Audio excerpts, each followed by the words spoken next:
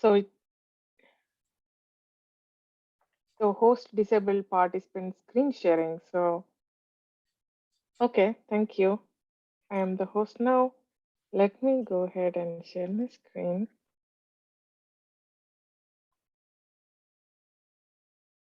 All right. Okay. Are you able to see my presentation in the presentation mode? Yes. Awesome. So, hello everyone. Thank you so much for taking your time for attending this session. Thank you so much, Anthony and Lee Markham, for giving this wonderful opportunity to speak for your user group. It's an honor. So, what are we going to discuss in this session today? Like, if you're not familiar with Azure, or if you are just getting started with Azure journey, and if you are a DBA, on-prem DBA, and if your company is planning to move the servers into the cloud environment, this session would be a good good start, because all we are going to discuss is what all options we have, what are the service tiers, computers, and how to create a virtual machine, and then Azure SQL database, and what are the like responsibilities of the on-prem DBA once we move to cloud DBA. So hopefully you like this session. Let's get started. A little bit about me. I do not want to talk much about it. I just want to let you know that if you want to get in touch with me later, at DBA Nuggets is my user ID. Uh, for Twitter, I usually post on what I'm going to speak in the upcoming months and what are the topics. So if you'd like to know more about it, please follow me there. Or if you can also contact me on LinkedIn. I'm very active on LinkedIn, and dbanuggets.com is my website where I usually blog about SQL Server related topics. So you can go ahead and look into there if you'd like to. Um, that's it. So one day, it's a Monday, not so fun day to me. This happened a couple of months ago.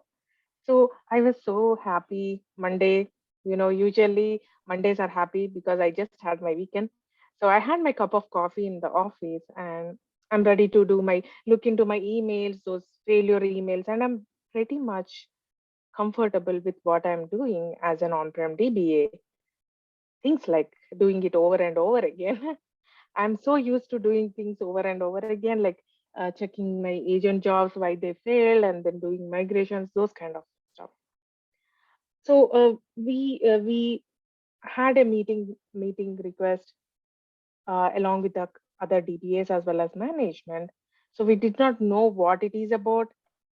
The title of the meeting was like future, our future company in the upcoming next 6 months. So I just thought it's a management thing and I don't have to bother about it. But once I went to the meeting, they started discussing about Azure, and the manager suddenly told that, how about we move half of our servers to Azure in next 6 months. The moment I heard about that, I was this way. I was like in a panic mode, but I cannot show that on my face in the meeting in front of management. I cannot talk to other DBAs because they will know that I don't know something, right? So I pretended like I'm fine with it, I can do it. But then inside of me, I know that I have no idea what is Azure. If I don't know anything about Azure, how come I will move all of the servers into Azure? So I calmly came to my cube. I was in a panic. I worried a lot. I did not do my work for a week. I was like thinking the first. So if you ask me, why Dipti, why were you in the panic mode? I have my reasons, because uh, I heard by the time I heard many people saying that, hey, DBAs, forget about your jobs and leave your jobs and then go ahead and find something else, maybe go into programming or something else because you are no longer needed for the companies. Once they move, maybe they will keep you in the company until you move to Azure, but once you move to Azure, they don't need you anymore. So I trusted that, I believed that, and I thought whether I have to change my career. And also, I thought, okay, let me do my research, and I searched on Google. Half of the article says yes, there is no future for on-prem DBA, and half of the other article says no, they still need you. Anyway, even after moving to Azure, we still need to do those performance tuning stuff, and then setting up things and security. Everything is still needed, so we are going to be there. But there is no proper resource backing up their claims.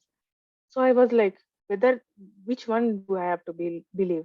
And I passed. It passed like one and a half week passed, 2 weeks passed, and then I came to a point where like there is no point in me panicking, right? Without even knowing what is Azure and how my job is going to be there, even before going into Azure, there is no point in panicking. So that day, I decided to take a step further. Though it is not comfortable to me, I wanted to step out of my comfort zone. I wanted to stop doing the same stuff over and over again, and it started trying to explore what is Azure. So I do not know anything about Azure. If I saw from the overview, it's like so many services. I don't even know what they are. There are like hundreds of services available on Azure. So I thought, where should I even start? There should be a starting point, right? So I started learning from the basic, like what are the deployment options in Azure? What do they offer? So what does each deployment mean? What are the service tiers, compute tiers? I start slowly as I started learning. I came to a point where, now I am in the basic level of knowledge, right? I know the basics of Azure. Okay, now what? As I know the basic, then I can go ahead and then I can go ahead and see what, as a DBA, what will I be doing once I move to Azure. So I came to know several things, and that completely changed my picture. Where I was thinking, like past couple of months, I was thinking I'm more useful to the company, and I came to a point that now I understood by looking and by learning Azure itself, I came to know that no, we are still needed. And this session is about like why we are needed and what are we going to do after moving to Azure, and whatever I learned as a basic stuff, right? I put that thing as a session, um, and I wanted to present this to other DBAs because I know after presenting this session at couple of the other user groups and conferences, I came to know that several people are, were thinking exactly the same way I was thinking a couple of months ago. So it was so helpful to the other people. I hope it will be helpful to you as well. So as an overview, we are going to see what are the deployment options we have in Azure. And let's talk about the differences between each of those deployment options. What are the cloud DBA responsibilities? And as a DBA, it's our responsibilities to know and to assist our management of how much it might charge them, um, uh, how much it might charge them to move to Azure. Even before moving to Azure, what are the estimates? So it is our responsibility to know what are the purchasing models we have, what are the purchasing tiers, compute tiers, and as a DBA, we do not have to keenly know about security because those are security guys available, network security guys, right? But still, as a DBA, if you know the basics of the security, what are the security options we have, and which is best in what situation? If you know that, it will be a good thing. You can assist and work with the network security guys as well if you know. So we are going to talk about that a little bit, and the main thing is we are going through the demo. We'll go to the demo of how we can create a Azure VM and Azure SQL database, and we'll go through all of those demos as well. Again, do not expect this to show you like a Terraform or the other tools that they use to deploy the things in scale. We are not doing the deployments in scale here. This is a basic session for the on-prem DBA where I'm trying to explain how things work in Azure and how to start your Azure journey. So we are going to see that, and also knowing what all roles we have in Azure, the basic roles we are going to talk, which is known as role-based access control, which is also known as RBAC. We are going to talk about that. So once we talk about all of these things, I will provide you with the list of the tools that you need to prepare ahead of time before migrations. What all tools do you need to make sure you get those estimates well? We are going to see that. And in the last slide, last but not least, I'm going to provide you all the resources that you need to start your Azure journey.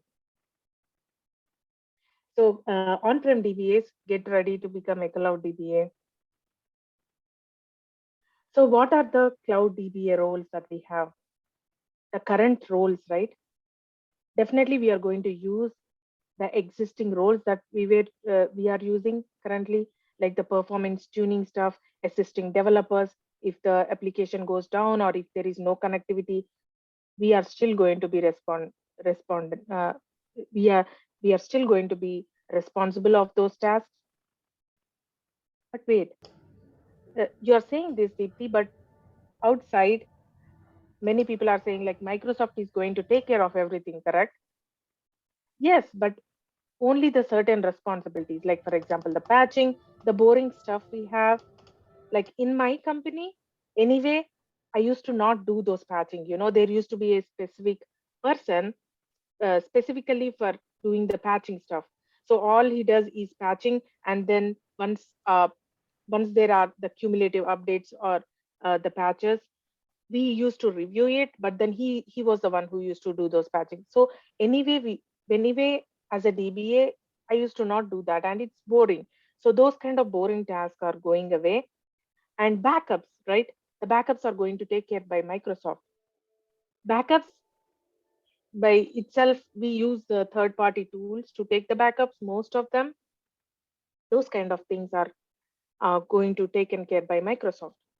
But the existing responsibilities, we are going to still use them. Like I said, performance tuning, checking out the indexes, whether the execution plans are optimal, or whether we have to use the specific tools that are provided in Azure environment, that automatic tuning stuff, how to use it and when to use it, whether it is uh, forcing the perfect execution plan or not.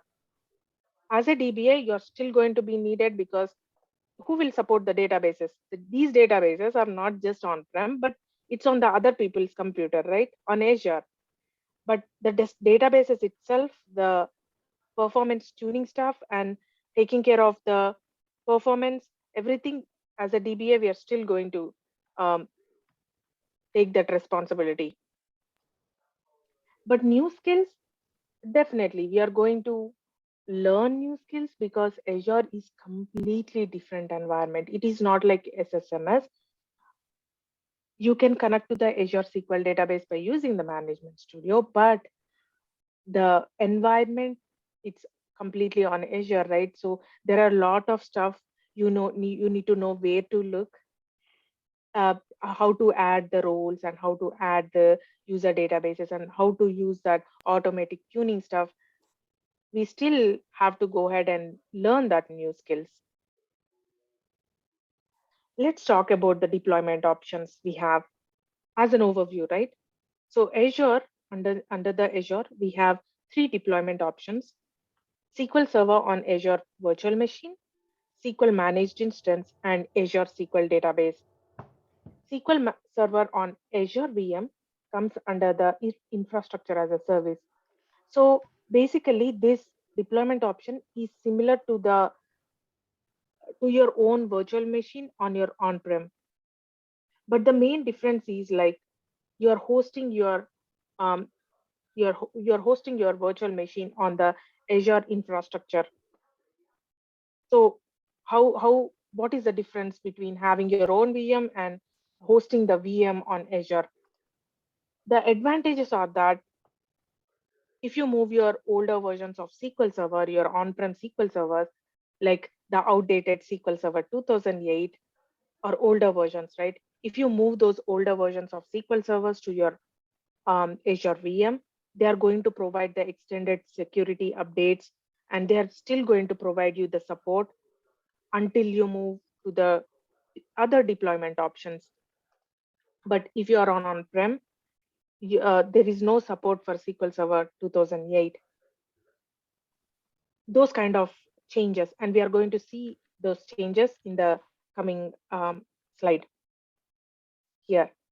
So the first one is SQL Server on Azure Virtual Machine, right? So if you are building your virtual machine on Azure infrastructure, the things that you have access to on-prem, you're still going to have the same access. Like you're still going to have the access to operating system as well as all the features uh, for your instance, which you have on-prem as well, right? And you can deploy Azure virtual machine um, in two ways. Like you can manually go ahead and do that, but the easier way is there is something known as images, where you can, with few clicks, you can go ahead and deploy virtual machine. And also you have SQL Server instance on it. With few clicks, you can do that.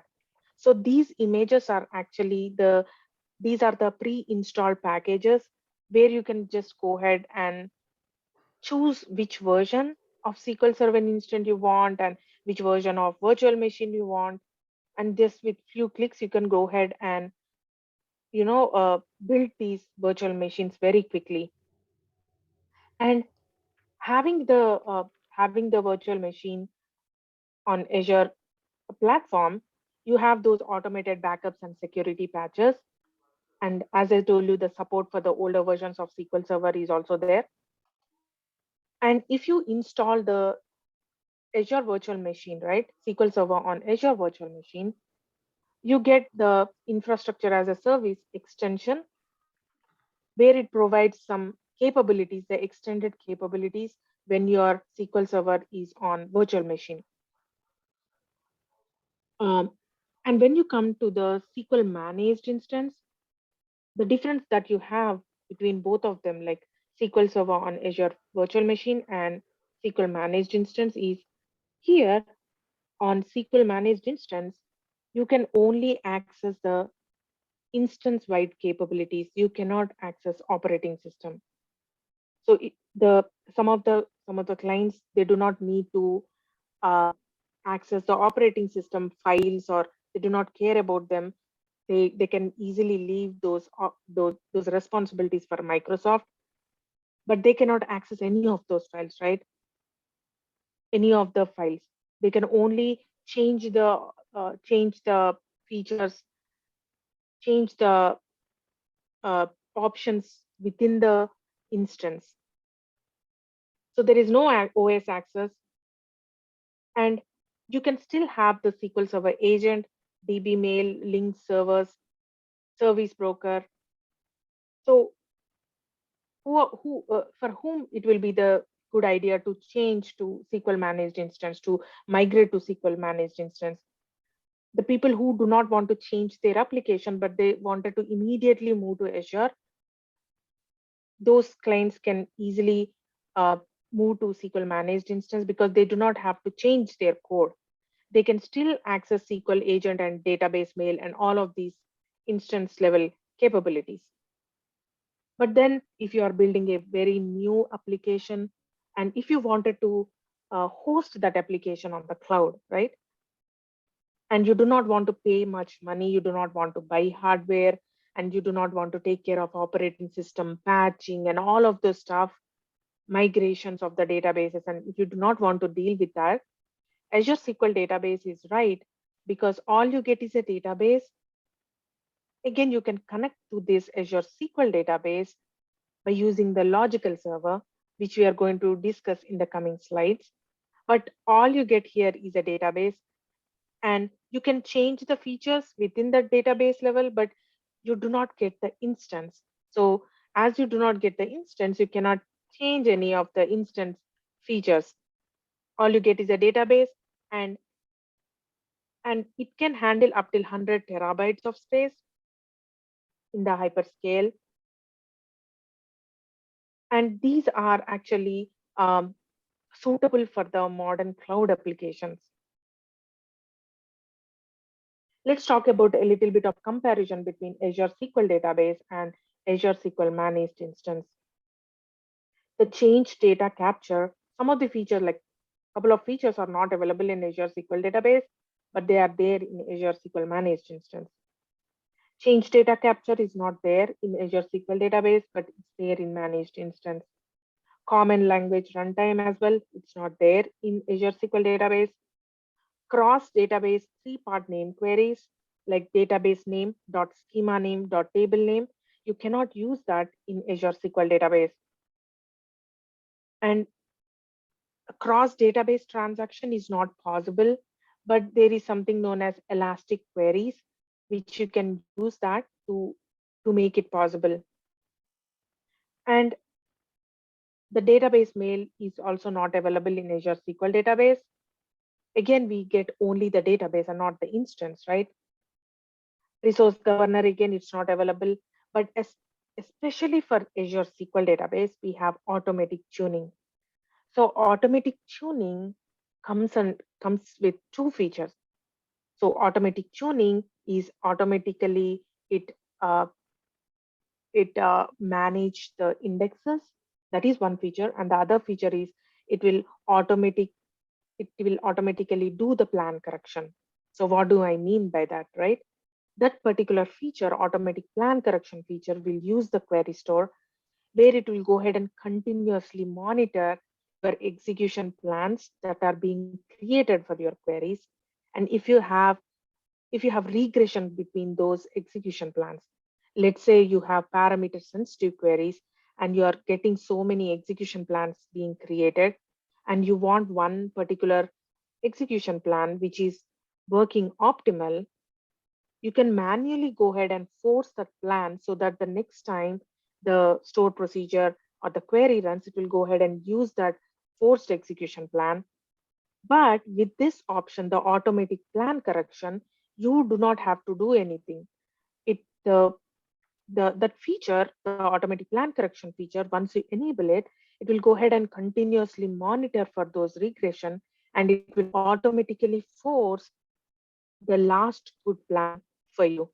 So you do not have to go ahead and worry about unforcing the plan and forcing the plan, because if you do it manually, right, once you force a plan, that forced plan might not be optimal later down the road. You need to go ahead and manually monitor, hey, whether my fourth plan is still valid or not. Oh, there is different plan that got generated, so let me look into and see if it is optimal. So that's the difference, right? With the automatic plan correction, it will automatically do that for you, and that is available in Azure SQL Database.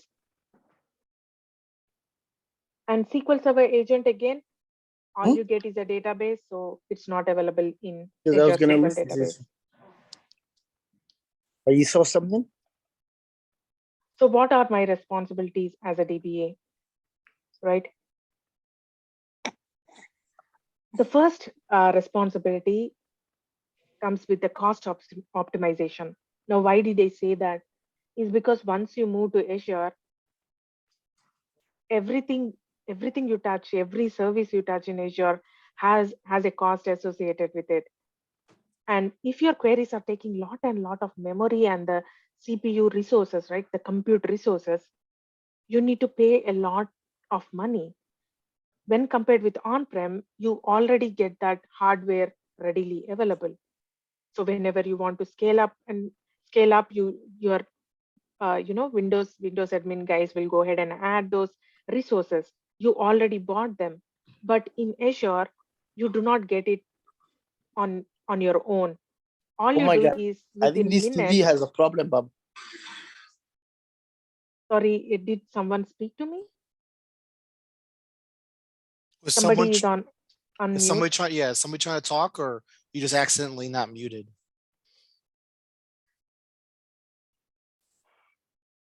I Okay, guess that maybe was an they are. accident. Yeah. Yeah. Okay, so where are we? Okay, so once you scale up, I think some chat. Let me check the chat. I Okay. mentioned in the chat that people should be Okay, muted. thank you. Sorry. Thank you, no problem. So as you scale up, right? If you are in Azure, scaling up costs so much of money. Like if you go ahead and test on Azure, um, if you just take the free credits and do it, as you scale up, the number goes up. And number are like money, right? And in our environment, our databases are big. Uh, Connections, there are many connections that are coming up. So the performance tuning will be very keen if you move to Azure. So focusing on learning more performance tuning, how to tune the queries so that they take less amount of resources to run those queries will save huge amount of money. Because some of the professionals, once they move to Azure, I have read in so many articles that they worked on this optimization of their queries, and after optimizing the queries and tuning those queries are taking very less resources that they went ahead and scaled down those resources that they were using, and that saved a lot of money, and that also gave the recognition to the DBAs, right? Because it directly related to money. So your name will be spreaded so quick to the management. So it, once moving to the Azure, we will be more focusing on the optimization and performance tuning stuff. So that is our main priority. As a cloud DBA, we are going to do that. And performance monitoring the performance. Even though our databases are on the Azure, we are still going to set up those alerts, like alert me when this happens, right?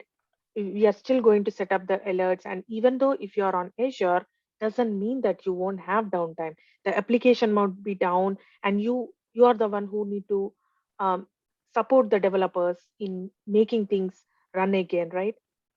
So you're still going to be needed fixing any outages out there and automating the tasks. So there are several ways that you can automate the task by using the PowerShell. You like who does those setups? It's we as a DBA, we are going to set up those tasks. And migrations, designing the planning of the migration in itself is a DBA. Uh, it's a DBA responsibility, because nobody else know how to migrate our on-prem servers to to the cloud, right? So from the designing part until the implementation parts, it's our responsibility to go ahead and design the plan, and also communicate with all of the management, different layers of management, to explain what and how we have to migrate the things. So knowing the costs, how much it might cost, and knowing the purchasing tiers, service tiers is a very good thing to know about.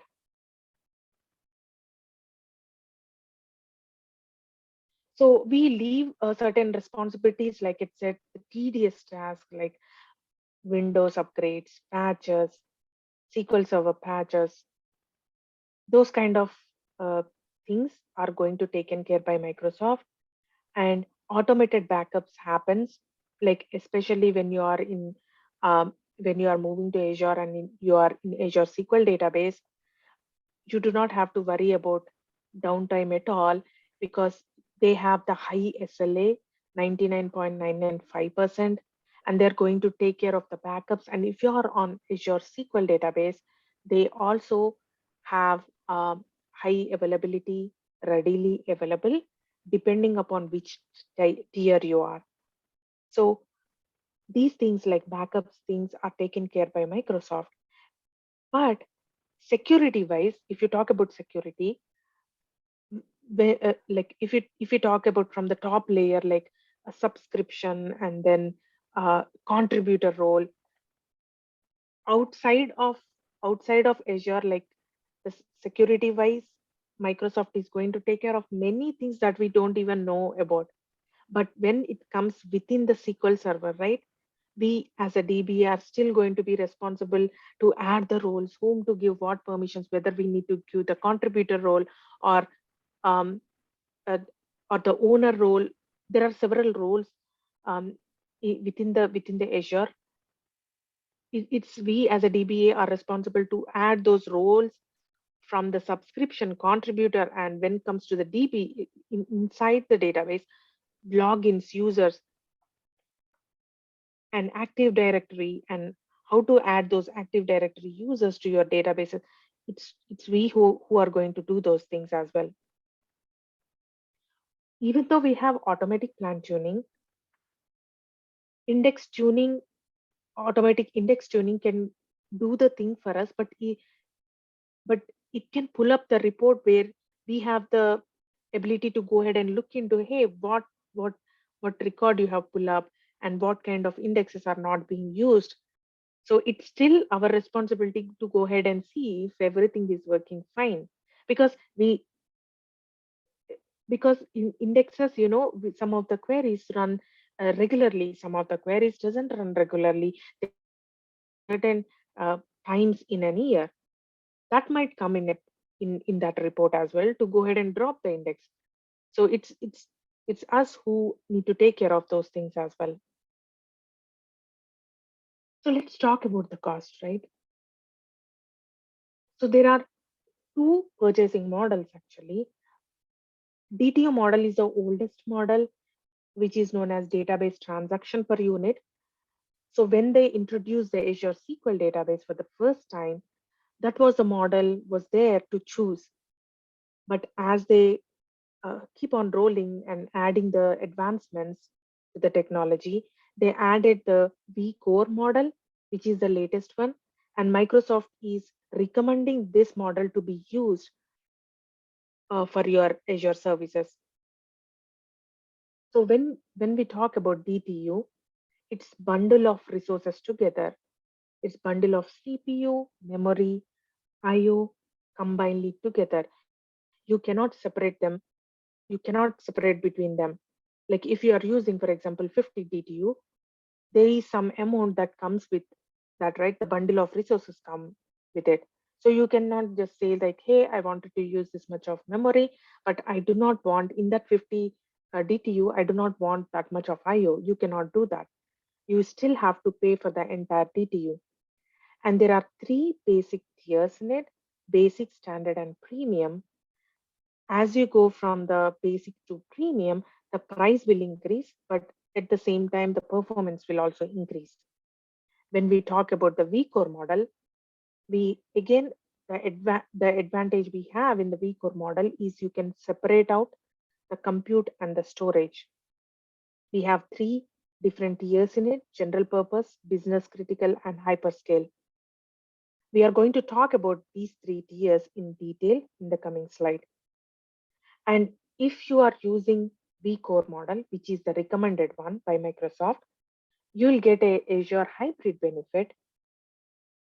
Like, what is this hybrid benefit, right? If you have on-prem servers, if you already have the licenses available, but then you wanted to move to Azure, so you can trade off those um, on-prem licenses and get a 40% of discount as you move to Azure.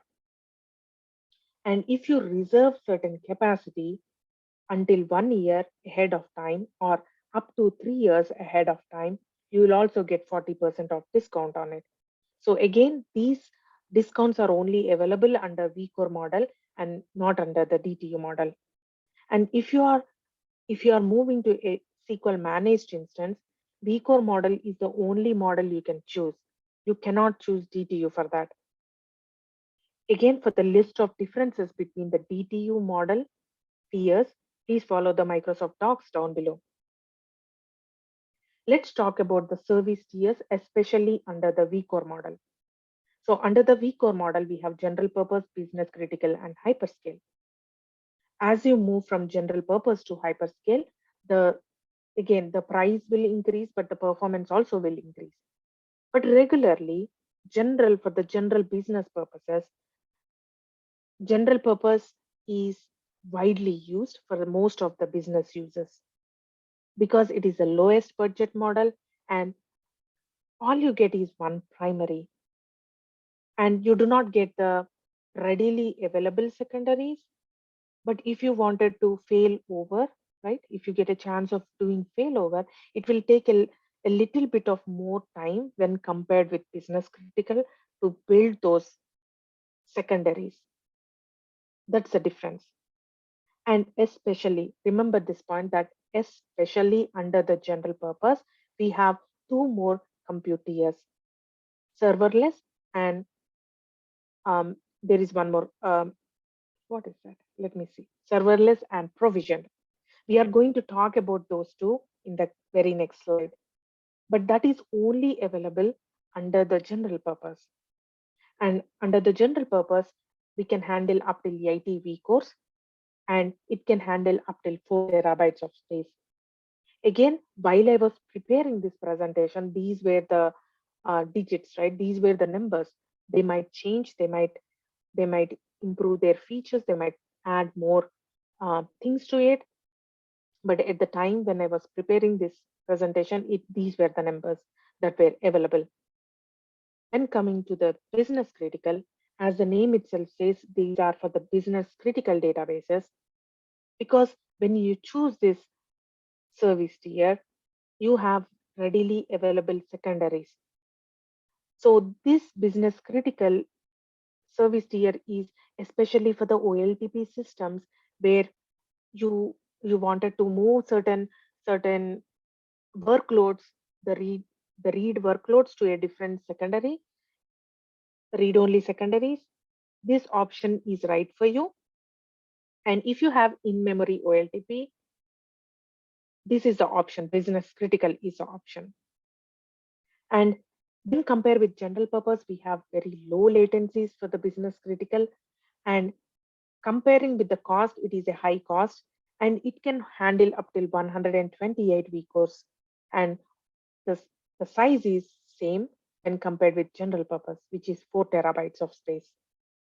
But if you are in business critical or if you are in general purpose and in next coming 5 years or like if your database will definitely grow more than 4 terabytes and if you wanted to scale up immediately, hyperscale is the option because it can handle up till 100 terabytes of space. And with hyperscale, right, it is especially available for the Azure SQL database only. And we have, like Microsoft has that inbuilt mechanism.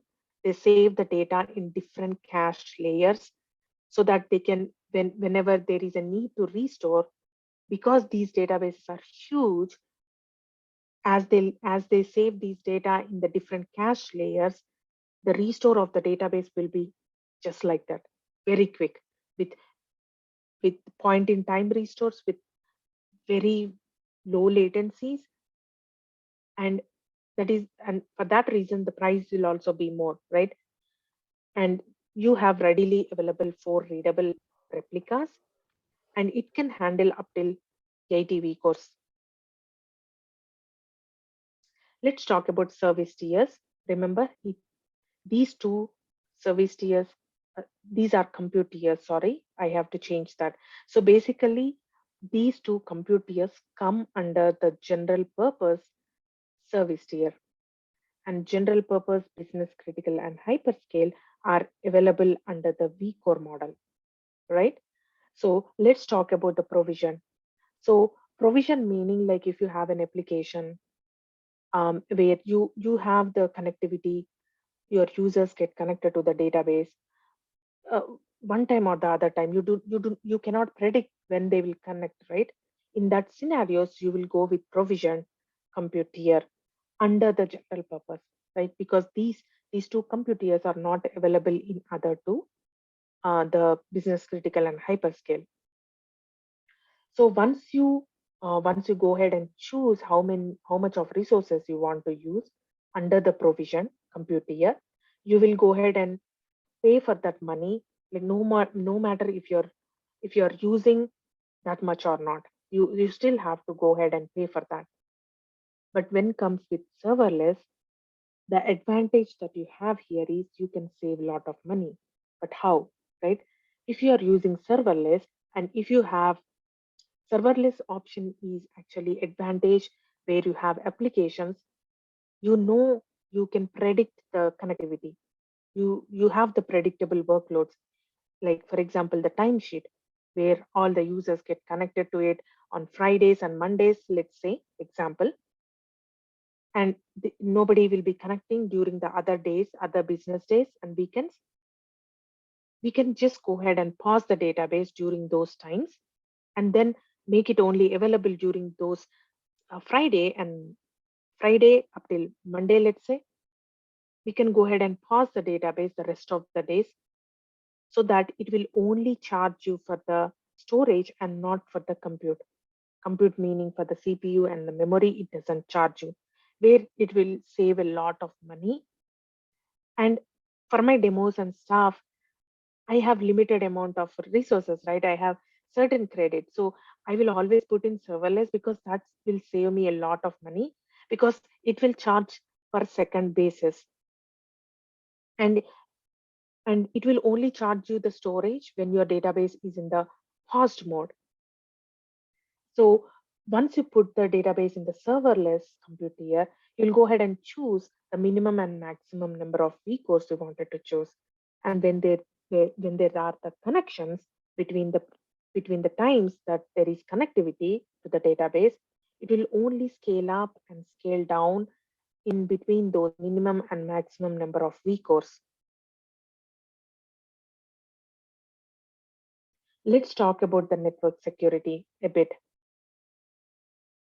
So there are four um, options we have in Azure. From left side to right side, as you go up, the the it will be the private link is the most secure, and allow access to Azure services is the least secure. If you choose allow access to Azure services, you're basically telling that anything can in Azure can connect to my database. So when do we use this? You can use in the lower environments, but definitely not in production.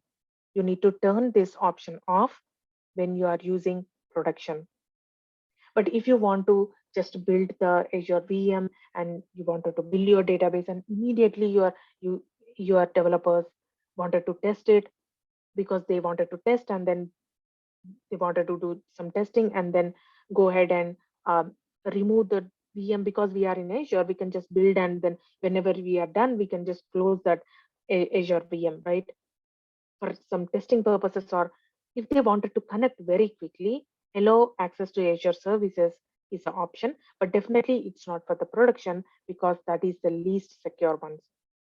So anything in Azure can connect here and it uses the internet to connect to the database, which is like it uses the private, it uses the public IP address to connect.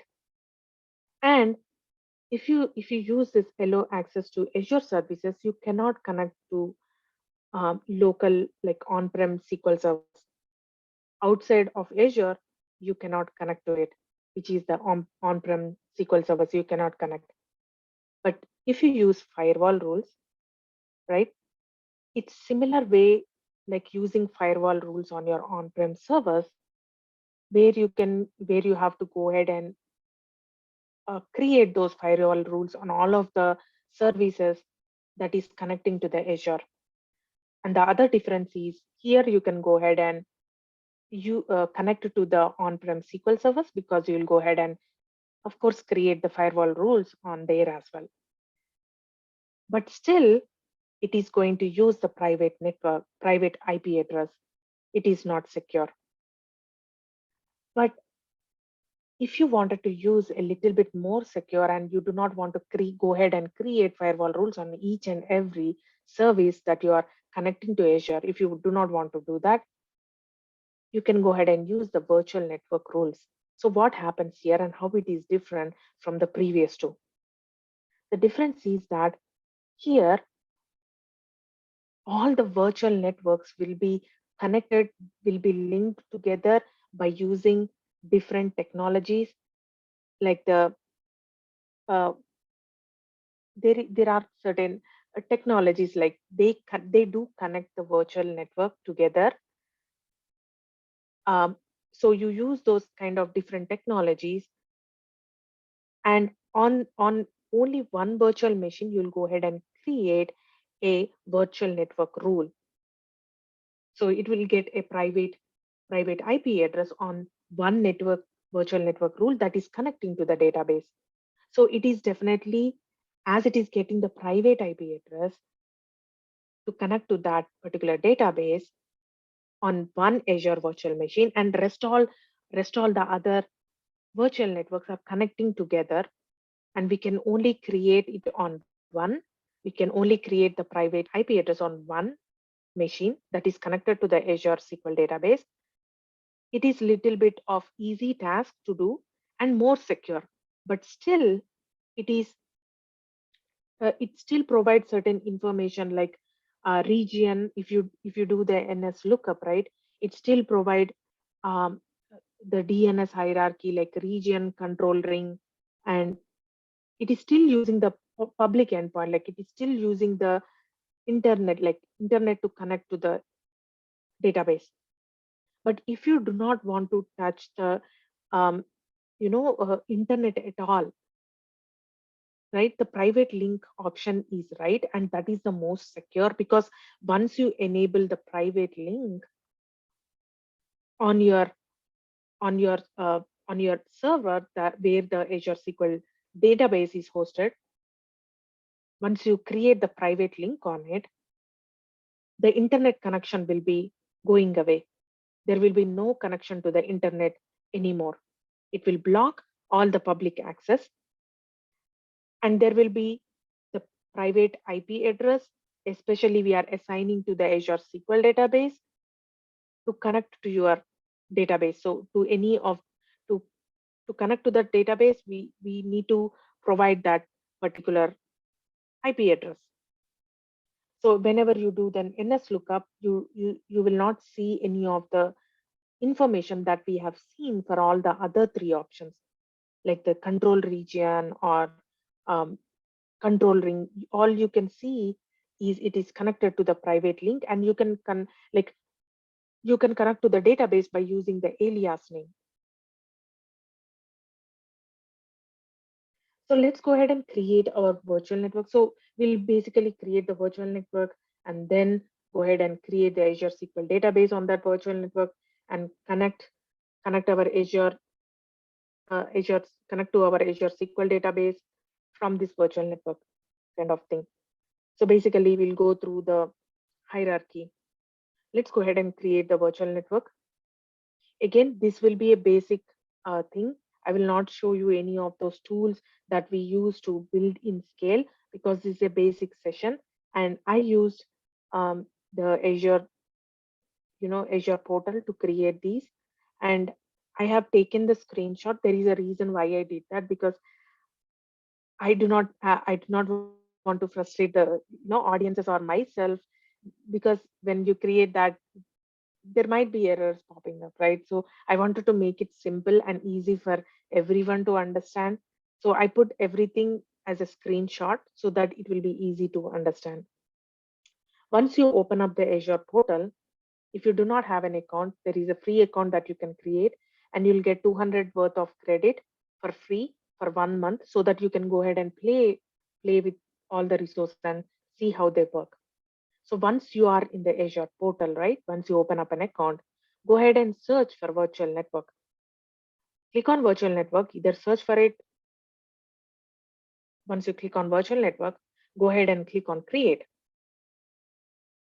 So for any service that you are going to create in Azure, you are going to tie that one to your subscription.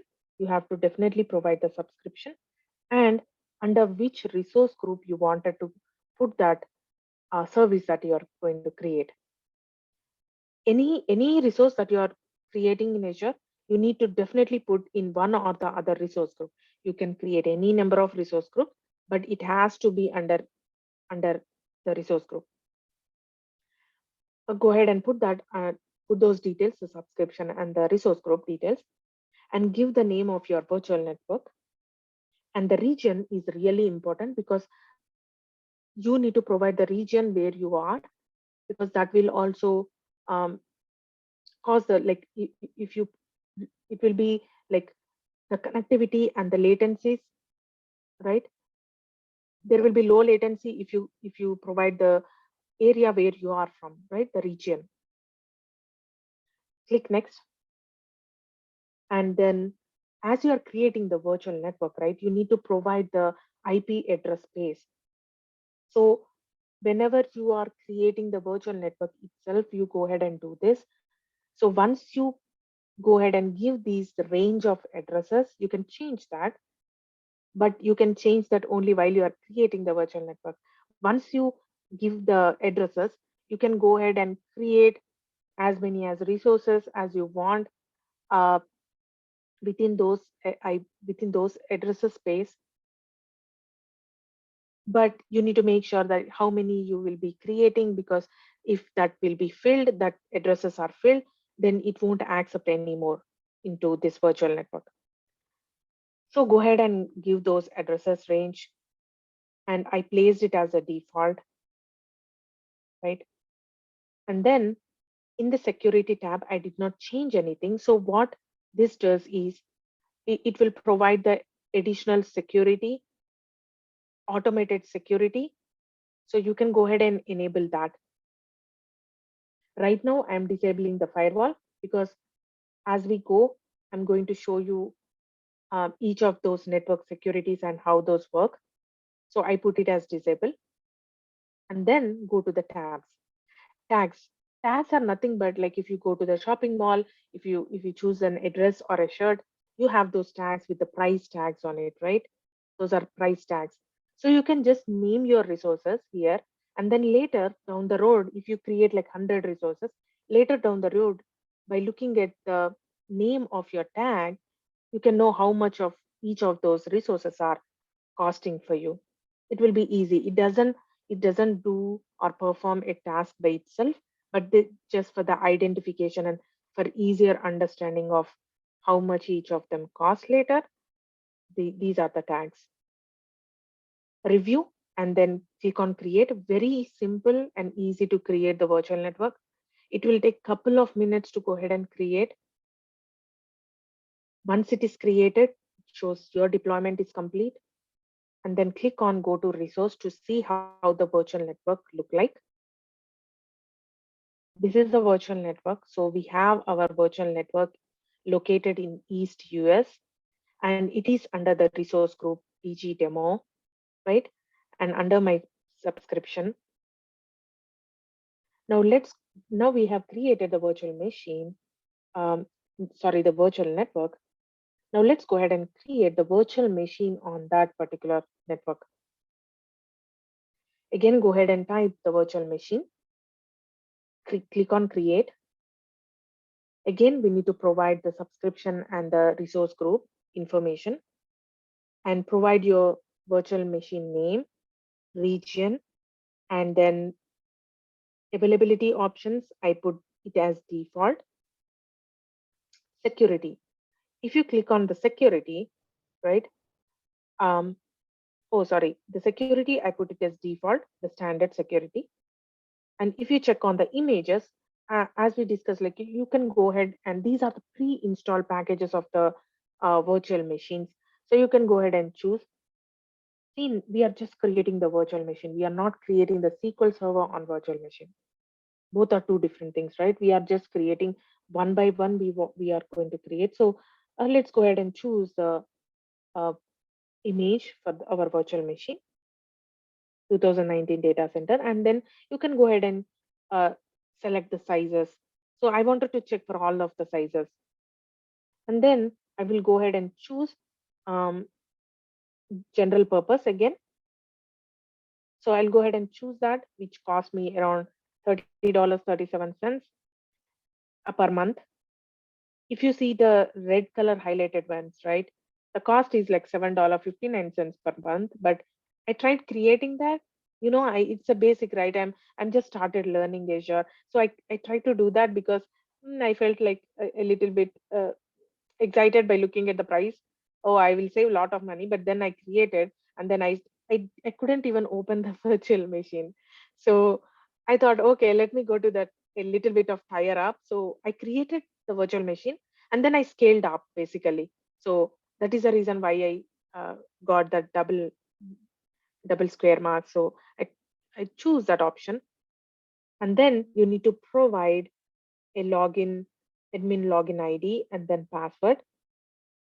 which will be the administrative account, confirm the password, and then I choose the inbound rules as none for now, and then go ahead and click on review and create. Oh, I put it as review and create, but then we have to go next because there are several different tabs over here. Under the disk, I just want to put it as locally redundant storage. And then the encryption type, I just put it as default here. Networking, this is where we are going to mention our virtual network information that we have created a while ago. So we are creating this virtual machine on that particular virtual network. And do you remember that we have provided the sub network, right? The subnet information of IP addresses. So it will go ahead and choose that particular default information that we provided. So it will go ahead and create the IP address within this particular subnet. And then it will automatically populate the public IP. And then I put everything else by default. And then you need to go ahead and mention how do you want to connect to your virtual machine. I mentioned as HTTP and RDP here, and then review and create. It will take a couple of minutes to build virtual machine. And once the deployment is complete, now your virtual machine is created on your virtual network. Now we want to connect and see how it looks like, right? So go ahead, once you open up, go to resource, once you click on that, you'll get this tab over on the top left side corner as connect. So once you click on the connect, you can go ahead and download the RDP session. So basically, every time you want to connect, you need to download that RDP file, and then you need to download that RDP file once you click on that, and then go ahead and it will open up the RDP file. So you can go ahead and directly go ahead and connect by using those credentials that we have given, the administrative account ID and password that we have provided while creating the virtual machine. So provide those details, and once you connect, you'll see just like the virtual machine of your own virtual machine, you'll be able to see. Now we have first built the virtual network, and then we have created our virtual machine on that particular virtual network. Now let's go ahead and create Azure SQL database, right? And then connect our Azure SQL database by using the virtual machine that we created. Again, Azure SQL database, all we get is a database. We'll not get any instance or operating system, right? So go ahead and search for Azure SQL. And then once you open Azure SQL, we'll see all of the deployment options that we have talked about: SQL database, SQL managed instance, and SQL virtual machine. This is the right time for me to tell you where we can go ahead and choose the images for SQL Server on Azure Virtual Machine that we have talked in earlier in the session. So you can go ahead and choose what all images. There are like pre-installed packages, different types of combinations. You can go ahead and choose, and with few clicks, you can create your virtual machine. And eh, as you open up your virtual machine, your SQL Server is already installed there. But here we are creating SQL database, right? So left side your screen, let's go ahead and create on SQL database. And again, it will go ahead and ask you for the subscription details, resource group, and then provide the database name. To create the database name, you need to follow certain rules, right? The database name should be like this. It should be only following these kind of characters, all of those things. So follow those, create the name. I provided my Twitter handle name, BBA Nuggets, and then go ahead and click on create new on the server, right? Now, why I'm doing that, right? All we are getting is a database. Now, what is this server? So yes, we are getting only the database, but there should be a way to connect to. Like, for example, you wanted to connect to the Azure SQL database by using your management studio. What name will you give, right? All we get is a database name. We cannot connect with the database name. We need to provide something else, right? The server name to connect to. So that is when the logical server comes in place. It is not the server itself where our database is going to be hosted. That information is not provided to us, but it's a logical server. It just looks like the server. And if you open up in the management studio later, all you see is a database, right? And then under one logical server, you can go ahead and create multiple databases as well. Now let's go ahead and create our logical server. Click on create new. And then again, right, the server name, provide the server name, and then provide the location. So I'm providing the East US, the similar location. And then what kind of authentication you wanted to use. You have different types of authentication, SQL authentication, and then Active Directory. You can use Active Directory as well as SQL, both of them. Currently, I'm using SQL authentication, but generally you use both of them, SQL and Azure AD. But whenever you are creating the logical server for your Azure SQL database, no matter even if you use both SQL and Azure AD authentication, you still have to provide the SQL authentication login, admin login, and password to create the logical server. Click on OK, and then go ahead and choose the compute and the storage, like whether you wanted to use the SQL Elastic Pool. What is this SQL Elastic Pool? SQL Elastic Pool is basically you put all the multiple databases together so that they can share the resources. That is the advantage of SQL Elastic Pool. But we are just creating one database, right? So let's go ahead and put it on no, which is by default, it's no. Go ahead and click on compute and storage. Click on configure database, where you can see the all the service and the compute tiers that we have talked about: general purpose, business critical, and hyperscale under the vCore model, right? So I wanted to use the vCore model. I do not want to use the DTU model, old model. I wanted to use the recommended model, which is general purpose. So let's go ahead and click on general purpose. But then once you click on general purpose, as we discussed, we had two more compute tiers.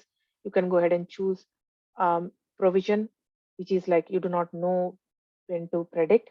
So you will pay for certain resources, and whether or not you use them, you are still going to pay them. But if you are using serverless, you have an option to pause them.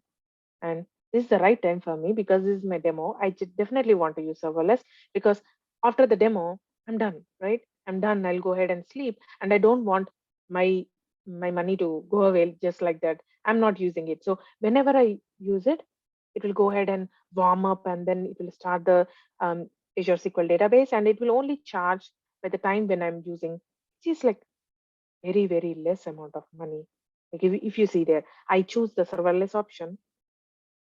And if you see the price, right, estimated cost per month is $4.78, which is like, and it will be costing me per second basis, right?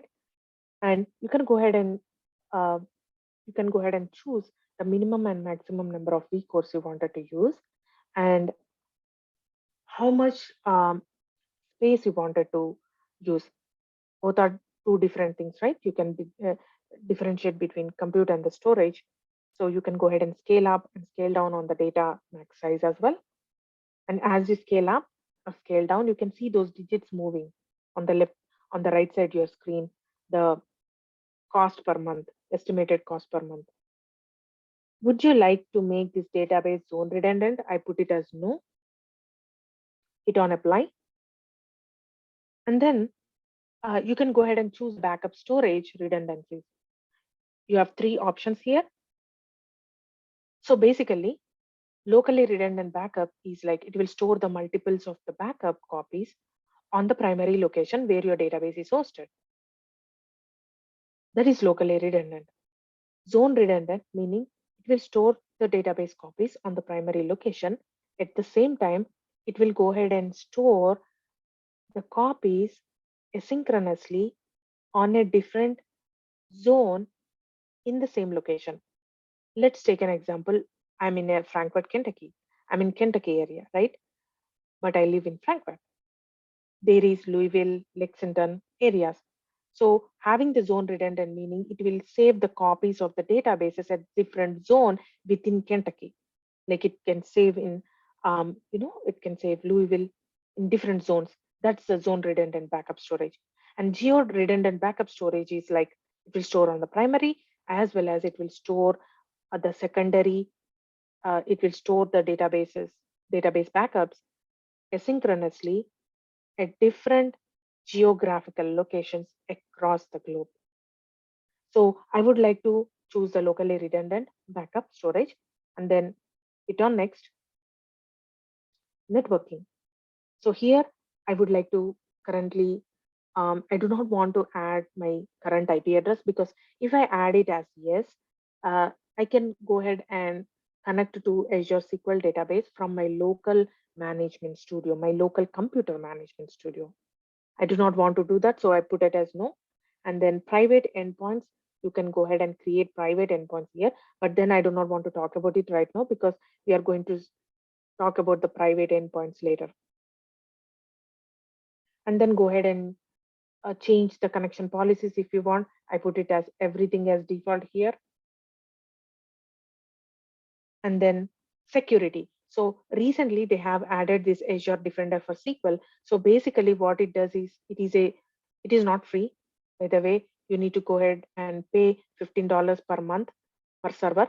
So what it does, it will go ahead and monitor your uh, SQL database, Azure SQL database, and if there are like any vulnerabilities, like if there are any suspicious activity going on, you will get alerted for that. So that is Azure Defender for SQL. Um, I put it as no because I have only certain credits. Additional settings. How do you want to create the database, right? If you click on none, it will create the empty database. If you click the backup, it will ask you to provide the backup file where you can go ahead and get it and create the database. If you create on sample, it will go ahead and create the sample database. You can go ahead and change the collation right at this moment because all the time the collation that you are seeing on the screen is a collation, default collation. If you wanted to change it, this is the right time while creating the database because later it is not possible.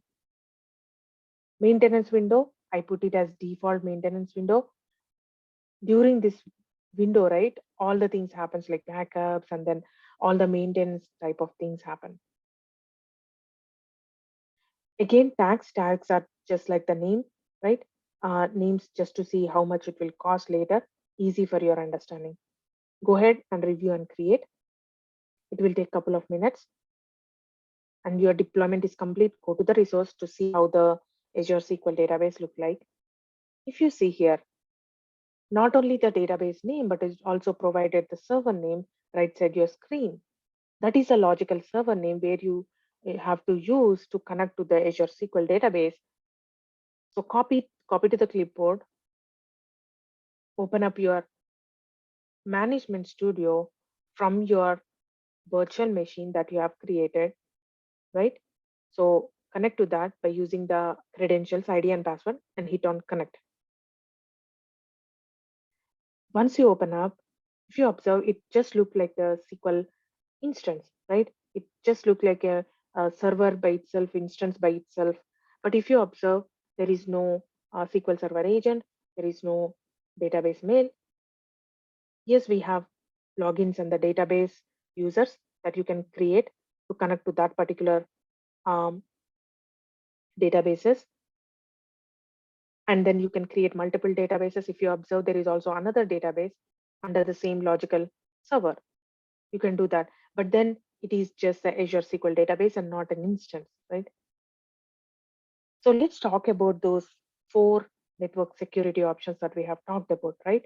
Let's see how they show up actually. If you choose them, how they show up the information, right? Which is not secure.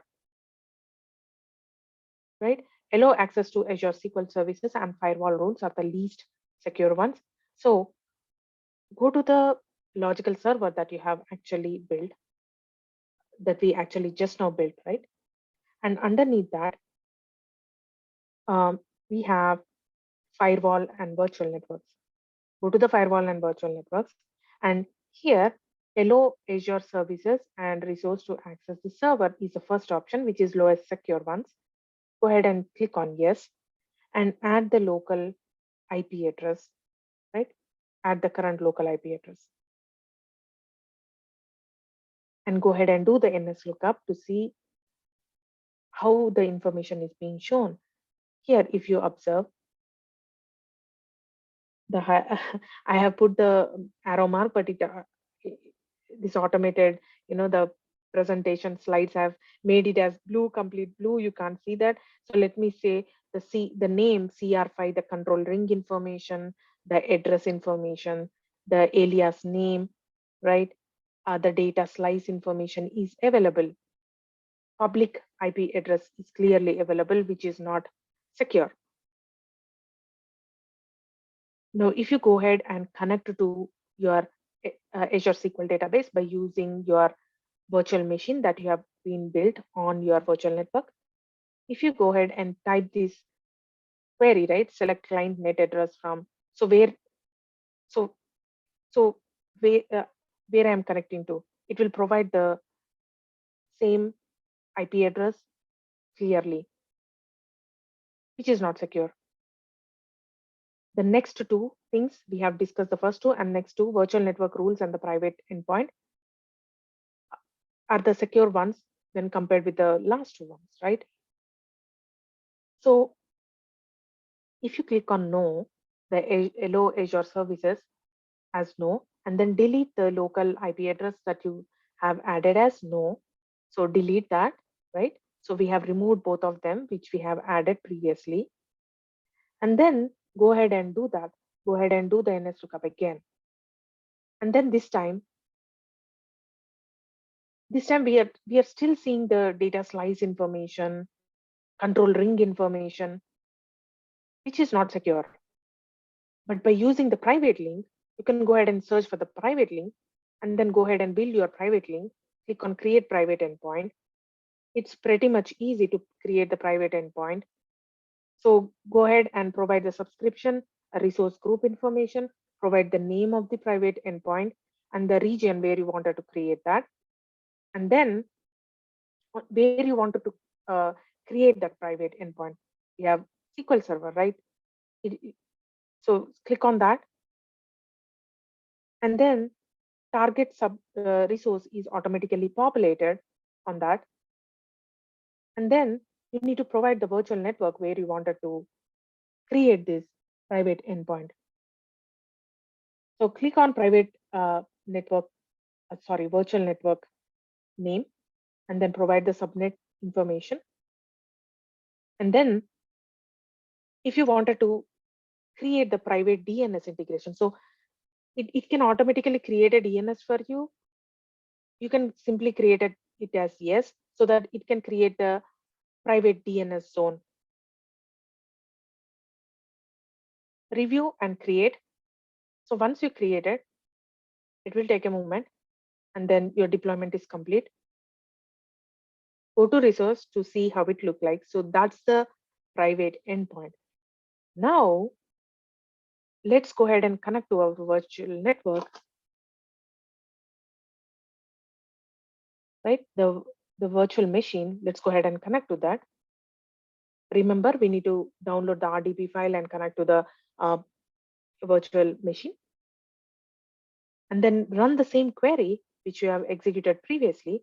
But this time, as we created the private link, it is showing the private address. If you go ahead and do the NS lookup, that is what we see here. And then if you see the control ring information, everything is gone. And how do you connect to the database? You'll use the alias name. You'll use that alias name to connect to your database. That's a private link information. Let's talk a little bit about role-based access control. So there are certain roles like owner, contributor, and reader roles that we need to know. As the name itself says, owner can do everything. He can read, modify, and also assign. But there is a different role, which is known as contributor, where the person can read as well as modify, but he cannot assign like an owner. Reader, as the name itself says, they can only read, they cannot modify anything. So once these all roles are like hierarchies. Let's say you have given a user an owner permissions, but then you wanted to give him a reader permission underneath that particular resource group. You cannot do that. Once you have given the owner permissions to that resource group, for all the resources that you have been added under that resource group, they will acquire that. So you need to be very careful because these are like inherited. So let's see how they look like, right? Go to your logical server that we have actually built and go to the access control. After going to that, go ahead and add press on add role assignment, where you go ahead and see these roles that we talked about: owner, contributor, reader, and there are several others, but these three are the main ones that I wanted to discuss today. So go ahead and provide a person and give him a uh, add him to a role. So we want to add a person to the contributor role. So click on contributor and hit on next, and then add the members, right? Select the members and then search for that user, right? In the domain, search for the user and then click on next and then review everything. So we are assigning the contributor role to the logical server. If you see there, scope is a logical server, right? And the members is Chris Green. We are reviewing and assigning to him. So once we have given that, he will be under the contributor. So he can read, right? He can read, but then he cannot, as the contributor, he cannot do like an owner, like he cannot assign other people permissions, right? So we have given him under the logical server. So that's how we add. As a sample, I showed you like how um, we add the particular user under a scope, give them the permissions at the scope level. And let's talk about the intelligent performance. As I told you, there is automatic tuning options available for the indexes and the automatic plan correction. So once you open up the Azure SQL database, go to the automatic tuning blade on the left side of your screen. Once you open up, you see the force plan. It's turned on by default, but then you can turn it off. Automatic plan correction and create indexes is also turned on. You can go ahead and turn off if you want. Drop indexes also. So basically, if you turn it on, you are telling SQL Server to go ahead. You're telling Azure to go ahead and monitor those indexes and then to go ahead and drop those indexes. That's our automatic tuning available, but you need to be a little bit careful while enabling these options. So what we have discussed in this session today, we have seen the deployment options, compute tiers, service tiers, and we have seen the network security.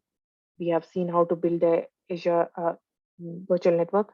On that virtual network, we have built virtual machine, and then we have seen how to build the Azure SQL database, and we have seen how each of those network rules work, right? And as we have seen all of these, and we have got an idea of how things work in Azure and how we can like what all options we have.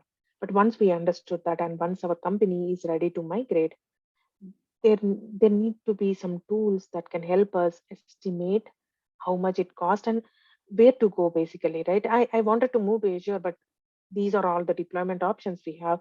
Now, for my workload, what will be the best option? Whether I have to go to um, managed instance, or whether I have to move the databases to Azure SQL. What should I do? Right? These tools will help give you an idea. The first step, it can pull up the idea and it can give you the suggestions where it you necessarily do not have to go with that, but then it will give you a better idea of these are the suggestions. Now here we are. Where do we want to go? Right? So there are certain tools. Azure TCO is completely free. If you search in Google Azure TCO, which is total cost of ownership, it can give you the estimate of cost, right? How much it might cost. And there is no something known as queue recommender, which will use the data migration assistant. What it does is basically it will go ahead and scan your workloads. Based upon your workloads, it will go ahead and give you the recommendation of what deployment option and which tier might be right for you. Again, that's a starting point. And as you know, the database migration assistant, not only it do use the SKU recommender, but also it will pull up the report of what all compatibility option, what are the compatibility issues you need to fix before moving to Azure. That's the tool. And there are also other tools like Azure Migration Wizard and Azure Database Migration Services.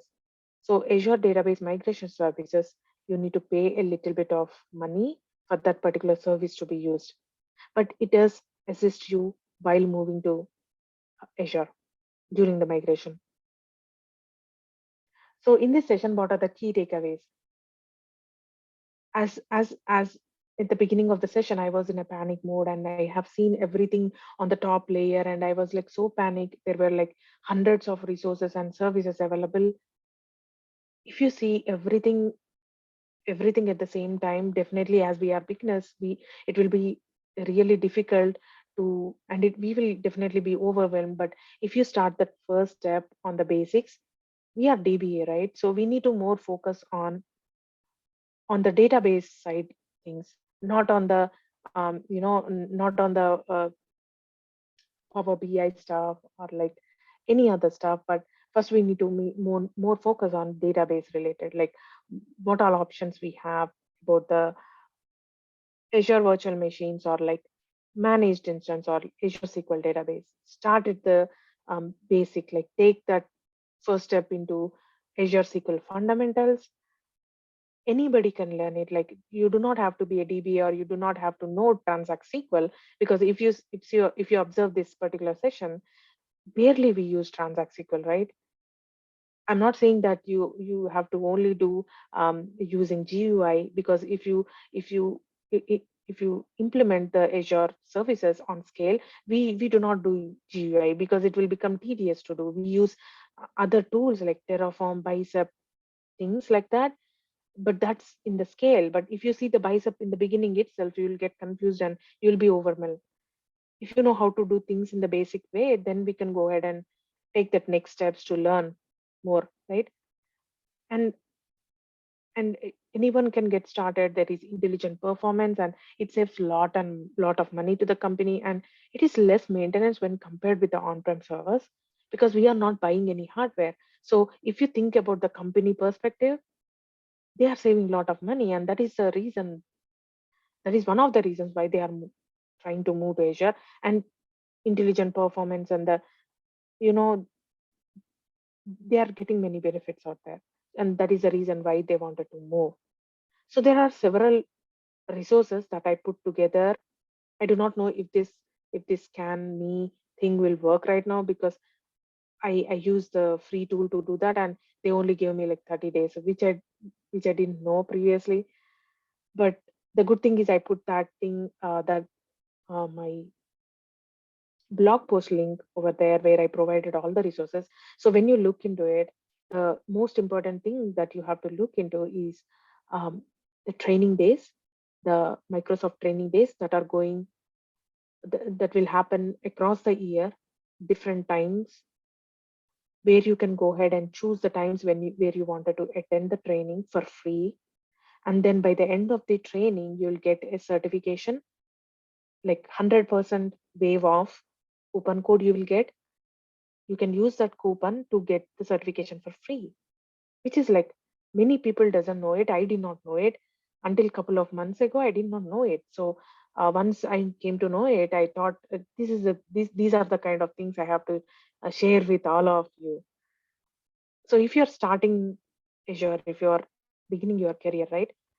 If you go ahead and look into those Microsoft training days, virtual training days, everything you see is like a basic, like mm, getting started with Azure SQL databases or getting started with machine learning or like whatnot. There are several certifications out there, so that if you can get those basic certification first, then you can uh, go ahead and look for the Azure SQL fundamentals on YouTube, where Anna Hoffman and Bob Ward have put those like 8 to 10 videos. Each video is around like 1.5 hours, and by the end of they said that by the end of those videos, right, if you see all of those videos, you'll be able to take your DP 300 examination. See, we already have all the resources that we need to go ahead and learn. All that we need is like we need to put time together. We need to spend some time every single day to take those certifications. And you might say, oh, I don't believe certification, but look, i have I have changed my job a couple of months ago, 6 months ago, and when I searched online about Azure positions, right, they clearly mentioned they are looking for the potential candidates who have certifications, especially on Azure. So it will be a good idea. It will be a good learning curve. If you learn and then take the certification, that will give you the boost to go ahead and do more, take another examination, and that will actually pave a path for you, and it will give you the confidence and the confidence that, hey, yes, I will be available. um like, instead of panic, like I was in a panic mode a couple of months ago, you do not have to panic anymore, because you know how things work in Asia, right? So so you have all of the resources here. And I learned all of this information from the Microsoft Docs, and then again Azure SQL fundamentals, the course that Anna Hoffman and Bob Watt put together on YouTube channel. You can go ahead and look into all of these resources. So all the on-prem DBAs, do not panic and start your Azure journey right now, because many companies are moving to Azure, and they are planning to moving to Azure. So Azure is one of the cloud technologies out there. So DBAs, go ahead and start your learning journey, and all the best for the future cloud DBAs. And thank you so much for giving me this wonderful opportunity, Lee Markham, for giving me this wonderful opportunity. And Anthony, you too. Thanks for having me tonight. And I may took lot of time to explain a couple of things, but then I hope it is useful to you. Thank you so much once again. And if you'd like to contact me, all of the contact details are here. Thank you. Thank you. Appreciate you taking the time out to share all this with us. Sure, anytime.